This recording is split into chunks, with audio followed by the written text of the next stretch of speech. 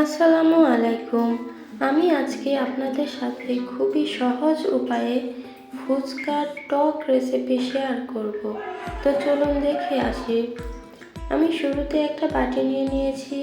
এখানে আমি কিছুটা তেঁতুল নিয়ে নিলাম, পাকা তেঁতুল। এরপর আমি কিছুটা পানি অ্যাড করে দিলাম। এরপর আমি 5 মিনিট রেস্টে রেখে দেব, এতে করে এর ঘনত্বটা সুন্দর আসবে। 5 মিনিট পর ফিরে এসে আমি হাত দিয়ে এরকমভাবে তেঁতুলটা মাখিয়ে নেব। পানির সাথে সুন্দর করে মাখাবো আমি। আমার মাখানো হয়ে গেছে। এবার আমি তেঁতুলের বিচিটা হাত দিয়ে চেপে চেপে তুলে ফেলবো। এই তো। এবার আমি দিয়ে দেব ধনেপাতা কুচি,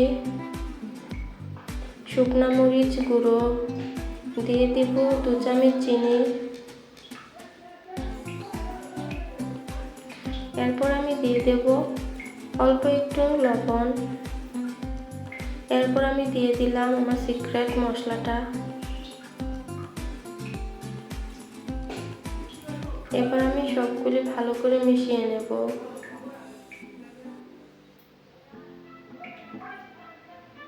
আমি খুব সুন্দর করে মিশিয়ে নিয়েছি টকটার সাথে। এই তো দেখতেই পাচ্ছেন এর ঘনত্বটা কত সুন্দর এসেছে।